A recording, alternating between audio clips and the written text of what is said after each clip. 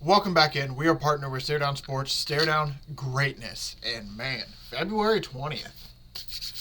I think we're officially about a month-ish away from getting not only a March Madness bracket, but the first and second round of the madness. I mean, it's truly that time now where it's, hey, college basketball, March Madness, that's what we're focused on. Everything slowly, it's starting to come around. But like I said, we aren't there just yet. I need to hit up my boy Rowan, see which day he's able to come on. Hopefully, I want to say within the next 2 weeks, we'll have him on at least once to kind of get started on this. I just need to see what his schedule's looking like. He got some new stuff going on. But like I said, that's for a little bit for the future. Today, it's going to be very simple. There's like 5 or 6 things NFL news-wise I want to talk about.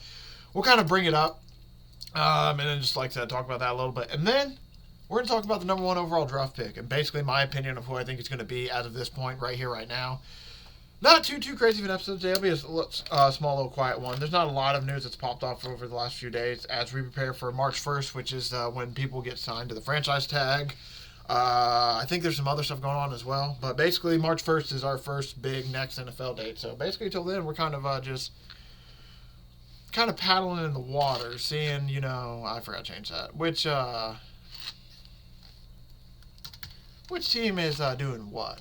So without any further ado, like I said, let's just basically hop into some NFL news because it's, like I said, there's not too much to talk about today. It's kind of a smaller day. And then, like I said, hopefully we'll start talking some college basketball here soon. So first off, we'll start off with, I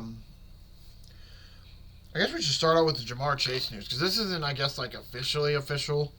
But this is kind of just like a lot of speculation that's going around. Apparently, Jamar Chase is going to be getting that bag this offseason because there's a lot of speculation that, like, since they kind of not only did, basically the best way to put it is that Bengals kind of messed themselves up a little bit because they have a lot of guys to pay because apparently the Bengals are going to be able to offer around like 4 years, $112 million. This is a T. Higgins, 60 guaranteed. 4 for 140 and 95 can be guaranteed for the Patriots. And that's just them basically saying, like, hey, if T. Higgins chooses to go to this team, that's what's going to be happening. And those are just examples. Those aren't, like, actual numbers of deals that will happen. But that's kind of just where people are looking. And this is according to Jordan Schultz. Apparently, Jamar Chase will command at least $40 million a year guaranteed. I mean, he just keeps coming off the Triple Crown. He's one of the best young receivers in the game. I know for sure the last 2 seasons he had the most fantasy points. I think he had 53 and 55 points in a game, which is insane. That's basically him having like 2 touchdowns, 270 yards, 10 receptions. I mean, he is just having monster games. But yeah, Jordan Schultz basically said, I can't see Jamar Chase accepting a deal worth less than about $40 million per year. This is the downside of the Bengals not getting it done last year, which makes sense because, yeah, they could have signed him for like at least like $34 million or something last year, and then now they went cheap, and now they have to pay him even more, and now they got to pay him, got to pay T. Higgins. Joe Burrow is going to be coming up here soon. Trey Hendrickson needs some money. I mean, this was just a big ol'... this was a gamble that did not pay off for the Bengals because, like I said, Jordan Schultz came out. Chase will command at least $40 million per year. Now, is this the official number Chase and his campus come out on? I don't know for sure. But also something else. The NFL's informed teams that this is another thing, another news item to add to it, that the 2025 team salary cap will fall in the range of $277.5 million to $281.5 million, which is way up from last year's $255 million cap. The cap itself has increased $53 million over the last 2 years. So it just keeps going up, man. It just keeps going up. And it just sounds like, I was going to read this out, but there's no reason to read it out. It sounds like the NFL is doing pretty good, which I don't think surprises anybody around here. But yeah, it's going to be interesting to see what they do with Jamar Chase because the Bengals cap situation could look like if they head into free agency at the high-end projection of their stars, no void years. So apparently $40 million per year APY. I forget what the A stands for. Annual. I think it's annual per year. 4-year extension for Jamar Chase. $30 million annual per year. 2-year extension for Henderson and $30 million annual per year for T. Higgins. If they do all that, if you look at their salary cap, it gets nuked by 2028 because of that. They're basically, I think, over like close to $100,000, and that's just paying those 3 guys alone. It just goes to show you, I mean, that's the hardest part about being an NFL GM is because when you build teams, you got to kind of keep them together. Now, this is a tough one because, like, you want to keep T. Higgins. You want to keep Jamar Chase. That's why they might franchise tag T. Higgins this year. I wouldn't be shocked. the more you look around, the more you think about it, it's like it makes zero sense why they wouldn't franchise tag T. Higgins again. I mean, they really, as bad as it is for the player, I mean, their money's at least pretty decent wide receiver wise. I mean, they got, as a team, I don't see why you wouldn't do it, especially when, like I said, you got to pay Jamar Chase, which is $40 million per year. You got to pay Trey Hendrickson. I mean, Bengals are going to be in a lot of trouble when it comes to their money situation here soon. So that's something they're really going to have to figure out because, they got some. They got some seriously figuring out to do. But moving on, Jamar, we talked about that. The Rams apparently are wanting to trade Matthew Stafford for a first-round pick, which, if it's just one first-round pick, I wouldn't be shocked. You look at one of those... I guess we need to pull this up anyway. What is the NFL draft order? Because, man, that's just crazy to think that Matt Stafford could have been a coach. Honestly. Not a coach, a Colt. He could have been a Colt. He's a guy, he actually wanted to go to Indy a few years ago, but... Guess what? Ballard didn't want to pay for it, but he brought in Carson Wentz. Man, that's one that's frustrating when you look at it. Look back at that, huh? Looking at the draft order, you got the Titans first. The Browns are next, and the Giants and the Patriots and the Jags, Raiders, Jets, Panthers, Saints, Bears. I would say, Saints could use a quarterback. I don't think they want to go with the 9 overall pick. I would think that anyone in the top 20... so it goes from Denver up. I think any one of those teams would be interested, but a lot of those teams have their quarterbacks. I'll admit, the Colts are, oh my God. I guess the Colts kind of have their quarterback in Anthony Richardson, but that's a team I'm not for sure on. Dallas, they kind of have, so we'll just go real quick. Titans have their, I guess Titans don't have theirs actually, so that's an interesting one. Cleveland doesn't really have theirs. Giants don't really have theirs. Patriots have theirs. Jacksonville has theirs. Las Vegas doesn't have theirs.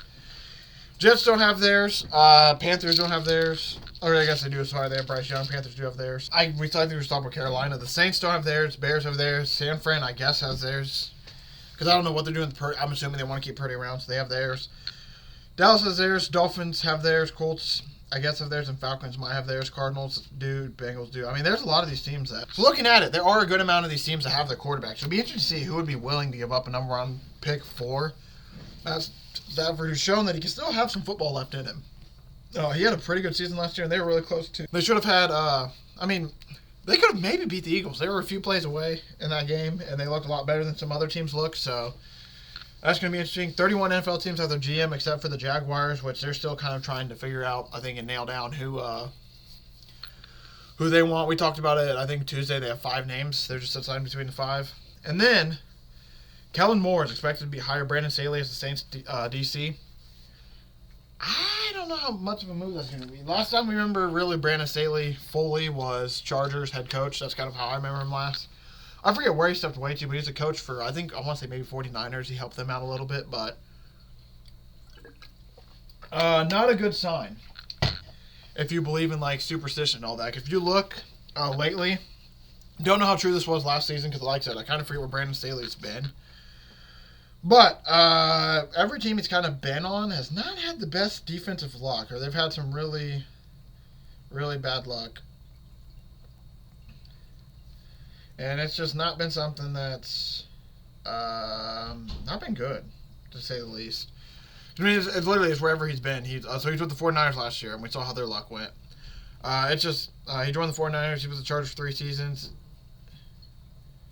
It's one of those situations, I don't want to get too weird into it, because I'm not going to say, this coach joins your coaching staff, you guys lose. But it's been a really weird situation how when Brandon Staley joins the staff, bad stuff happens. And it's just, now it's all right, can the Saints be the team that nip that in the bud, and they're the team that are able to figure it out? That's just something to keep an eye on, but at least it sounds like the Saints are starting to build out their team, at least. Ravens, Cleveland charged with a DUI. Ben Cleveland, who is a offensive lineman for them, has been charged with the DUI. There's a lot of jokes coming around because he previously played at Georgia, so I can imagine you people know what jokes are being made. But it does sound like nothing's nothing I don't think too serious is going to happen. He was just weaving in and out of traffic. I'm assuming he's going to have something to pay for it, but I don't. Other than paying a fine and all that, I don't think we're going to see hear too much more about this DUI situation. Panthers signed Dalton to a 2-year extension worth $8 million. I don't think this one is too shocking at all. They didn't have a horrible end of the season. The Panthers actually played somewhat better football. Bryce Young, after having that benching and then coming back in, looked so much better. So it's going to be nice to have Andy Dalton there potentially as a basically a guy who helps him. And Bryce Young came out and said, me and Andy are super close. From when I first got here, to be able to talk with him through the things, him having a perspective on a situation that I had never been a part of. I was always learning with him, always having a conversation with him just on the day-to-day basis. So it sounds like this is something that basically sounds like something that's going to be good for the Panthers, because it sounds like Bryce Young likes the guy. Sounds like he's been very, very helpful with Bryce Young. So now they just get keep adding on, and maybe they'll keep taking some steps forward, because, man, the Panthers have a lot of... They played a little bit better, like I said, at the end of the season. They just have some stuff they really need to figure out.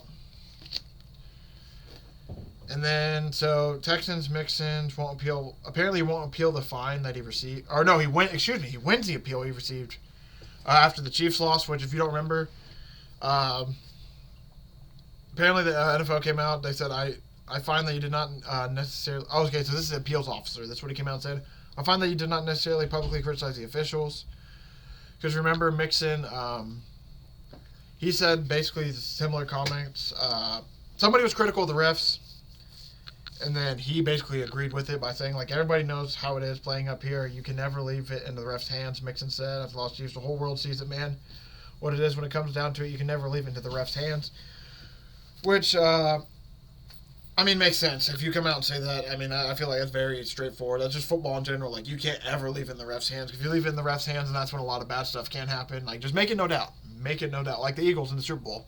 No doubt at all. The first call, people were kind of like, oh, what the hell? And then the Eagles were like, oh, no, we ain't dealing with this bullshit. And then just pounded them down. But, yeah, that's good that he didn't get fined for it. Because, I mean, he basically came out and said, I mean, Will Anderson got fined for basically saying we knew it was going to be us against the refs going into this game. And then he got fined for that. And then Joe Mixon kind of came out something similar, said you can't leave in the refs' hands. And then to get fined for that, it's kind of like he didn't really criticize anybody. So that's good the NFL took this back. Because, yeah, and these fines, the NFL loves taking money from these players in fines. It's a bit ridiculous. I mean, they'll fine them for damn near anything at this point in the offseason. Chargers, they got announced they're going to be the team playing Week 1 in Brazil. Shout out to the Chargers. I don't think it's come out who they're going to play yet, but apparently when the NFL schedule releases in May, they will announce that then. So, man, we got we got a long way to go, man. But it's been officially announced that, yeah. So the Chargers, they lost the wild card round against the Houston Texans last year. Now they open up their season in Brazil. And I will say, hey, the Packers and Eagles will open up their season in Brazil. One of them ended up in the Super Bowl. Maybe, just maybe. But no, I think this will be interesting. I can't believe they're going back to Brazil. I thought it might be a little one and done, especially because after everyone, like, there's a lot of complaints about the field. Like, oh, the field wasn't that good. I don't think there's complaints about the fans not really cheering for football, but just there to cheer in general and cheer for sports, which isn't a bad thing. But smaller stadium as well was another complaint. Like, there's a lot of stuff where it's like it's weird. So I was kind of shocked that they didn't want to come back. Not good for Brazil though. I mean, NFL is trying to grow the game globally. Apparently, that's a tongue twister. So it makes sense that they want to keep going back to places like this. But yeah, it's going to be interesting. It was a very interesting atmosphere last year. Like I said, the players felt like the field was kind of meh. And then you look at the atmosphere, there's a lot of cheering at just random moments in the game, it felt like. It didn't feel like Brazil fully understood what happened. So it's that's going to be the awesome part. Is if the NFL keeps going back, how these fans learn to enjoy the game and watch it. Like, that's going to be the fun part. Which, like I said, I expect that to happen. I don't like that May. We'll know who they play in May, but shout out to the Chargers, man. That should be a fun game. And they start off their season with it, which isn't too horrible. At least I think LA is a little bit closer than Philadelphia to Brazil, but going to be a long trip, regardless. Eagles apparently are promoting Kevin Patullo. Is it Patullo? No, I think it's Kevin Patullo. They're promoting him to the offensive coordinator. Patullo served as Philadelphia passing game coordinator since 2021. He takes over offensive coordinator role from Kellen Moore, which makes sense because Kellen Moore went to the Saints as a head coach now. Patullo is also holds, I could be saying his name so wrong, I apologize if I am. He also holds the title of associate head coach and is considered an invaluable resource in the Eagles coaching staff. So basically it kind of sounds like he's just like, I think people are overreacting to the passing attack. They're like, let's hire the guy who's 29 out of 32, but people are complaining. I'd say like the passing attack was awful. I think with how much they focus on the run, they're gonna pay. I mean, they ran a good. I think it was like 200 less pass plays than they did run plays. No other NFL team really did that. So I mean, that's not too surprising. I mean, it sounds like they said he's an invaluable resource. Sounds like he's been around the building a lot, which since 2021, which makes sense. Sounds like he's been a part of the offense. So they're bringing in a guy who kind of knows what he's doing. I would assume Sirianni's going to be calling plays for a good amount of time. If not, apparently the Eagles are expecting to hire Parks Frazier to replace. He's with the Dolphins. He's with the Colts at first. He's with the Colts. That's why I was trying to make Parks Frazier sounds really familiar. Worked with the Colts when Nick Sirianni was there for a little bit, so that makes sense that they're going to replace him with that role. But it sounds like they're bringing a lot more of Nick Sirianni's guys, which makes sense. Jamison Williams will not be facing discipline for a gun incident that he had. He struggled with some off-field issues recently, but apparently he will not get disciplined for this. Apparently there was a handgun found during an October traffic stop. Williams had a permit for the gun, but did not have the required concealed carry permit. And that resulted in him being placed in handcuffs before he was released in custody. So it sounds like it's just, but that kind of makes sense now. Just him having to be smarter, be like, hey, carry all the stuff on you so you don't mess up. That one doesn't seem nearly as bad. Apparently 7 Chilean men are charged with burglarizing the homes of Mahomes and other athletes. 7 men from Chile have been charged with, in the Florida federal court, orchestrating burglaries across the homes of prominent professional athletes. FBI compliant didn't name the athletes, but a list of burglaries have already made public involving Kansas City Chiefs Patrick Mahomes and Travis Kelce, Joe Burrow, and the Cincinnati Bengals. So this is this group that got captured. Oh, okay. So this guy that got captured and posted a photo with Joe Burrow stuff, which is very dumb, by the way. I mean, hey, we're stealing from him. Look at all these cool chains. They got caught up, and apparently they were in a big burglary scheme, because if they're saying these the same guys who did Joe Burrow also did Mahomes and Kelce, then that means this is that's a pretty big group, man. They got a lot of athletes. We already talked about the salary cap. They said it could rise to $281.5 million. Basically, it's going to be $277.5 million minimum, but it could get up to $281. I mean, that is massive. If you just compare it in 2020, it was $198 million. It went down in 2021 because of the COVID. Ever since COVID, it's went from $182 million, $208 million, $224 million, $255 million, now $277 million. It says the memo noted the 2024 cap was reduced by $10 million due to $9 million smoothing adjustment and $1 million increase. What? Salary cap is based on a percentage of the league's various projected revenue streams for the coming season. Yeah, I mean, NFL's huge. It's going to keep getting bigger and bigger and bigger at this rate. It seems like there's no end and stop to football, and it's just the numbers. I think put up like $150 million for the Super Bowl, 120 something million. I mean, they're putting up stupid numbers. Roethlisberger worried the Steelers are losing your way. You have to evolve, and this is what Big Ben had to say. You have to evolve as a team. You can't just assume that everybody wants to come play for the Steelers anymore like they used to. And he said this on Footballin', which is his podcast that he owns. He also added people used to want to come play for Pittsburgh because they had it. Because you had a chance every year to win the Super Bowl. I used to joke that we'd be up 3 or 4 points before the game ever started, right? Because there were people saying, "Man, we're about to get hit in the mouth by these guys." I think you've lost that a little bit, and I think I agree with him. It's mainly on the offensive end, man. I mean, the defense has been good. The defense has still had. I think it's more of just. I mean, I don't blame Tomlin too much, but it does feel like they kind of are starting to stagnate a little bit. Like the Steelers have been.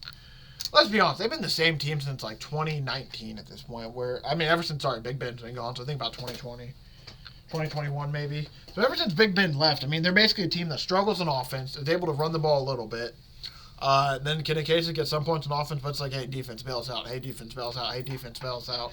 And I mean, you even see it with George Pickens. He was a flash. I don't want to say a flash in the pan, but it almost feels like it because he's been frustrating ever since. Like he's had games where like he just doesn't get targeted as much as he probably should, and that's just a Steelers thing, and that's something that I agree they need to upgrade, but I don't know or update with the times, but I don't know what I think they just need almost a whole. I don't want to say a whole new offense, but I think getting a more modernized offense would help them out a lot. I think getting a young quarterback would help them out too. I mean, they just aren't. Best way to put it is stale. Like they aren't a bad team; they're just a stale team where it's like, yep, the Steelers they're going to get 10 to 11 wins. They're going to get 9 to 11 wins, somewhere in that range. And they're going to end up in the playoffs. And they'll probably lose in the first or second round. That's what they're probably going to lose mainly in the first round. If they make it to the second, they aren't getting past there. And that's what it's been now for a few seasons. So that's like, how do you change that? What do you get to upgrade that? Because it's not a horrible place to be. Like, it's just not the best. You're kind of in purgatory where you aren't getting the best draft picks. But you're winning enough, but also winning too much to get a good draft pick. So it's just one of the situations where, yeah. And then, like I said, there's not guys like Miles Garrett, who's free agent. Like, there used to be guys like, he'd be like, oh, get me to the Steelers, please. We talked about it. D. Higgins, please get me to the Steelers. People actually wanted to go there. Now it's kind of like, meh. I could go there. I could not. It'd be fine. And hopefully that, like I said, that's part of them losing their way. And Big Ben also goes on to say, as a team has to know when they're playing the Pittsburgh Steelers and that they're going to be hurting. We're going to absolutely pound these guys into the ground in a clean way. And you know what? We're going to be hurting, but you're going to be hurting worse, which I think they still have a little bit of that. They're just missing. There's something missing. And I think a lot of complaints I've seen is about the GM. And then another thing, like I've seen some stuff about the offensive line just needed upgrades, but a lot of the main complaints I see is like the GM needs to nail picks, GM needs to do this, GM needs to do that. So that's probably where we're going to see the first like interestingness from them is the GM figuring it out. Kittle admits that 49ers can't really replace Debo as trade looms. You can't really replace Debo. I think it's one of the most unique players in the NFL because of what he can do. Well, one, he's the greatest, best yards after catch guy besides myself. It's the fact that you can line him up in the slot, out wide, and in the backfield and do all the fun stuff with him. And he breaks tackle. He runs like a running back, and he has the burst. He has speed. He has the agility to get away from guys, too. He's just a unique player. That's what all George Kittle had to say. I agree. I just think that he's getting a slight bit older, so it's kind of like adding up to him. He's taking a lot of hits, too. And he's coming off an injury-riddled season. I mean, no, I guess not totally injury-riddled, but he had coming off a rough year where he only had 806 yards and 93 touches in 15 games, and he also had 4 touchdowns, which is his fewest in his career since 2020, when he only played in 7 games. So the fact that he made it 15 games to put up those numbers, it's like, he's had a bad year. And then usually when receivers have kind of like, I mean, we saw with Cooper Kupp. Cooper Kupp kind of had a bad year for Cooper Kupp standards. And all of a sudden they're like, hey, let's trade him, let's get rid of him. Like the second they finally, and I don't want to say they found the new thing, but they signed Ayuk. So now it's kind of like the Rams. The Rams have Puka Nacua, so they're like, hey, we kind of got the new Cooper Kupp, so we don't really need Cooper Kupp anymore. Let's move him on. In this situation, it's like, man, they have Ayuk, they have Kittle, they have some of these guys. So now they have Ricky Pearsall, so now maybe they're just like, hey, let's move on from this guy. I don't know if we necessarily need him as much anymore. Just going to be interesting, man. That's a guy that, if Debo's healthy, he can really help out a team a lot with how versatile he is. Aiden Hutchinson teaming up with Myles Garrett would be dead. Myles Garrett went to Detroit Lions. Oh, my God.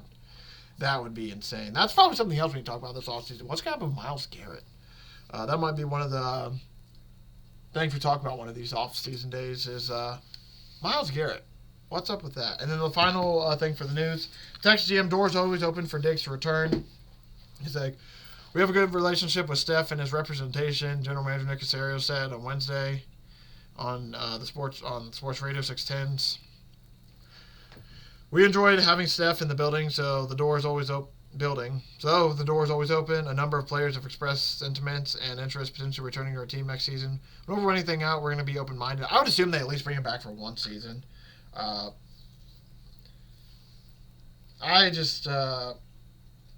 only thing that could kind of keep it away is like a locker room problem. Like, I could see maybe, like, if he's a bit of a diva, he's a locker room problem. Like, that would be the only reason I see the Texans potentially not keeping him. Because other than that, I mean, he's a talented guy. Somebody's going to get him. That's regardless. Like, somebody for sure is going to sign Stephon Diggs. I just don't see why the Texans would not at this point. I mean, he played really well with them for the 8 games he had. Like, he was on a good stretch. So why not? Why not just stay with him? And that's probably, like I said, that's probably where we're going to end it for the news. I just wanted to talk about this last thing real quick for today. It's who I think is going to go number 1 overall, because I'll admit, it's been tough. I've been looking, the odds have been changing a lot. Originally it was Shador, and then the odds completely shift to where it was Cam Ward now the favorite. I've heard some stuff about Abdul Carter and how good he's been. So it's just one of the situations where I'm like, man, I'm to the point now, I don't know for sure. I'd like to say that maybe we should just read the odds first. I would like to say it also just depends on the teams. Like, the Titans going to keep the number 1 overall pick for sure. I would assume so as of right now, but I don't know for sure. Like, there's a part of me that wonders, like, would they trade out? But, like, they would have to trade. I feel like they have to get like a similar to like a Bears type trade because I just don't like you have the number 1 overall pick. Why would you? I guess to be fair, this quarterback class also isn't the best. So it makes me wonder. That's another thing too, where it's like the Titans, like they need a quarterback bad, but at the same time, like Abdul Carter's right there, and he'd be a pretty good pass rusher to have for a very, very long time if you aren't confident in the quarterback this year. But at the same time, are they really going to run it back with Will Levis and Mason Rudolph? When you start getting stuff like that, that's when it's like, okay, so yeah, they really might go for a quarterback, which is the case. You would think it'd be Shedeur Sanders at first, but now there's more and more coming out for Cam Ward. So it's just tough, man. Absolutely tough. Because I think I'm to the point now where I'm leaning Cam Ward a slight bit. And that's just because of everything I've heard from everybody else saying. Like that's not nothing like, what is it? Like, that's not anything like I've watched film and I'm like, oh yeah, I think Cam Ward's going to be the number 1 overall. I just, by the way, looking at these Super Bowl odds, moving again. People are horny for it. No, like I said, I just don't. I don't know. Cam Ward minus 140. He was minus 110 the other day. Shedeur Sanders is now back up to plus 750. He was like plus, I think 1,000 at least. Travis Hunter plus 550. Abdul Carter plus 175. So the odds right there, because like I said, it was literally minus 110. About what? But yeah, I would disagree. Shedeur Sanders, Travis Hunter, Abdul Carter, Cam Ward. I think those are for sure the number 1. Like those between those 4, I think they're all the number 1 overall pick. Just man, like Shedeur, I hear a lot like how Cam Ward has like a lot of the intangible. Like Cam Ward's very similar like Caleb Williams, how like he has a lot of the stuff that you love, but you need to iron. There's like some stuff you need to iron down, like mechanic wise, and like he can make that extra play happen, which you love. But we want you to make the main play too. Like there's I don't want to say like bad habits, but he has some bad habits in there that needs to be fixed. But at the same time, like he's a really, really good quarterback, and him and Shedeur are by far the 2 most talented quarterbacks in this draft. So it makes you wonder, like, do I want Cam Ward, who I just talked about, who like has some issues, all that, or do I want Shedeur Sanders, who's more of the pocket passer, more of a pure passer in the pocket, but arm might not nearly be as strong, from what I'm hearing.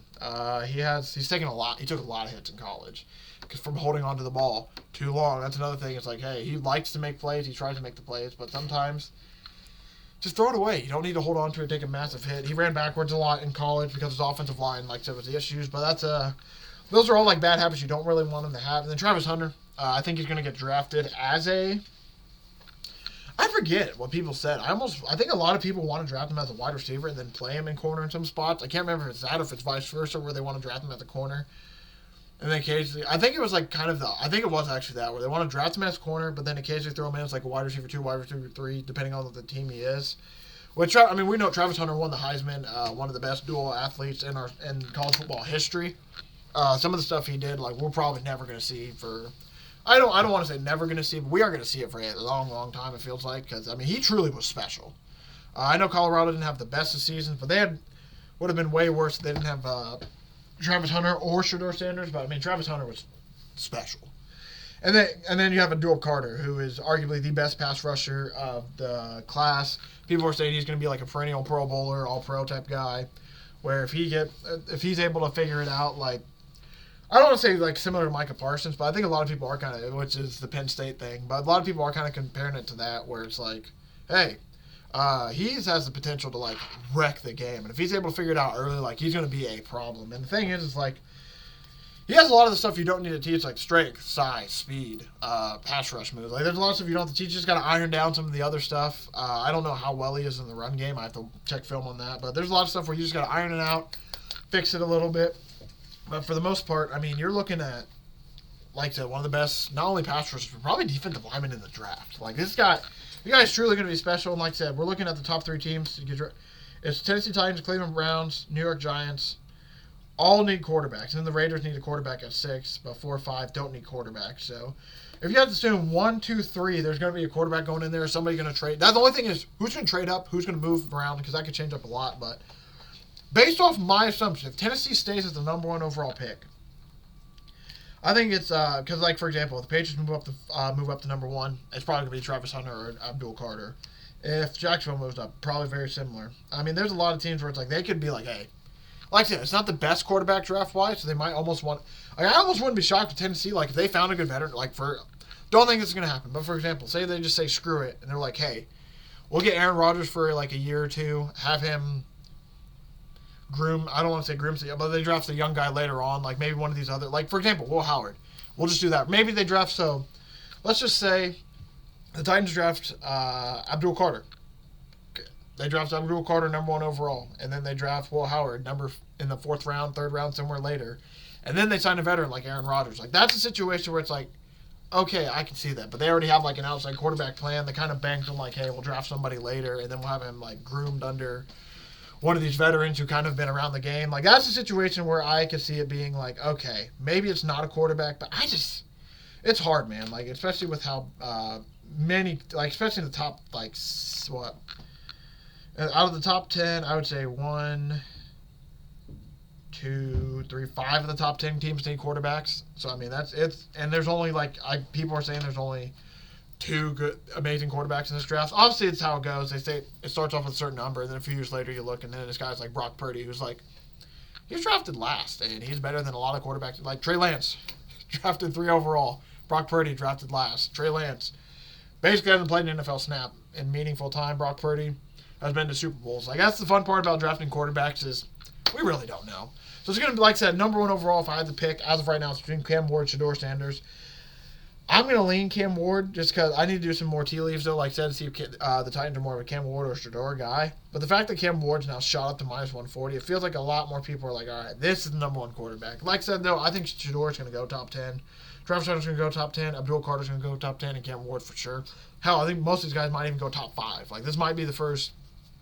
I'm not going to say in this order, but this might be like the first 4 picks of those guys right there. It's going to be interesting to see the guy who changes it up for a bit. But as of right now, I think my pick for number 1 overall pick will be Cam Ward. Thank y'all for watching. Thanks for support. Really do appreciate it. Man, crazy another week's gone by. Like I said at the beginning of the show, I'm going to talk to my boy Rowan. Hopefully get him on in the next week or 2 to talk some college basketball.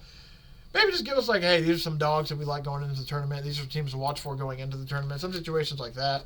And then, yeah, next week, I think I do need to tally up. I haven't tallied them up yet. I need to tally up my futures. And that'll be one of the main things we talk about next week, either next week or week after as well, is like how we did on futures this past season, because we got the betting records updated. We'll talk about that whenever we get to, I think we actually already did, never mind. So we don't need to talk about that really anymore, but we'll talk, like I said, update the futures.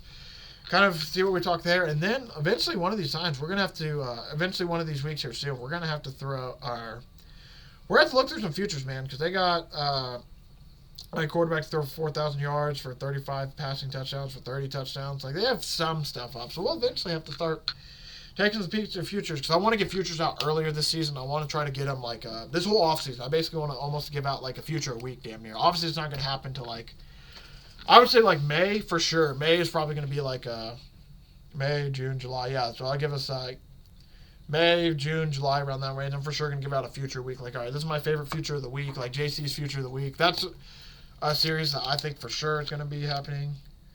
We just got to, like I said, we have a long season to go. And we got long season to go. We still got some college basketball. Really, after when March Madness ends, that's when we'll really get back into heavy, because that's around the NFL draft. That's when we're heavy get back into, all right, this is what we like for football, this is what we like and all that. But like I said, we'll take a little bit of break to support some March Madness and enjoy the college boys getting wild. But like I said, that's going to do it for today. Thank you all for watching today's report. Really do appreciate it. I'll be back in this feed on Tuesday to go over some more NFL news and some more gimmicks about the NFL offseason.